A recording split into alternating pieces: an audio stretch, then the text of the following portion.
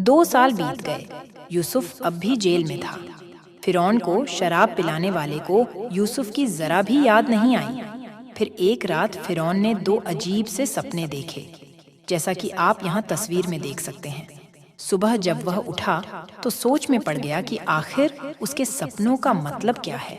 उसने अपने बुद्धिमान आदमियों को बुलाकर अपने सपनों का मतलब पूछा, मगर वे भी फिरौन को कुछ नहीं बता पाए। तब अचानक पिलाने वाले को यूसुफ की याद आई। पिलाने वाले ने फिरौन से कहा, जब मैं जेल में था तब वहां मुझे एक आदमी मिला जो सपनों का मतलब बता देता है। फिरौन ने उसी वक्त यूसुफ को हाजिर करने का हुक्म दिया। जब यूसुफ आया तो फिरौन ने उसे अपने सपने बताते हुए कहा, मैंने 7 मोटी ताज़ी गायें देखीं, फिर मैंने 7 दुबली पतली गायें देखीं। इसके बाद मैंने देखा कि दुबली गायों ने मोटी गायों को खा लिया। फिर मैंने दूसरे सपने में देखा कि एक डंठल में अनाज की 7 मोटी मोटी बालें निकलीं, जो पूरी तरह पक चुकी थीं। उसके बाद मैंने एक दूसरा डंठल देखा जिसमें 7 पतली और मुरझाई हुई बालें थीं। फिर मुरझाई हुई बालों ने मोटी बालों को निगल लिया। यूसुफ ने फिरौन से कहा, दोनों सपनों का एक ही मतलब है।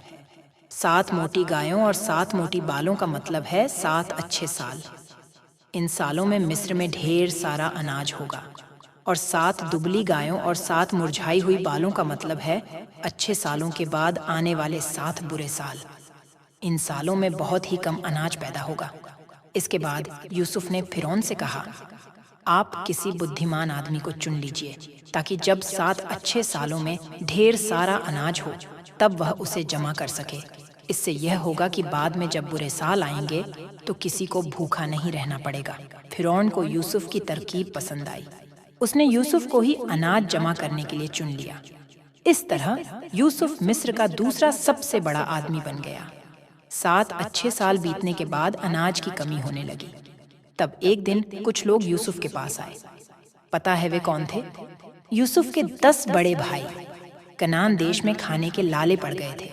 इसलिए उनके पिता याकूब ने उन्हें मिस्र से अनाज लाने के लिए भेजा। यूसुफ ने अपने भाइयों को देखते ही पहचान लिया, मगर वे यूसुफ को नहीं पहचान पाए। जानते हैं क्यों? क्योंकि यूसुफ अब बड़ा हो गया था और उसने कपड़े भी अलग तरह के पहने हुए थे। अब यूसुफ को वे सपने याद आए जो उसने बचपन में देखे थे।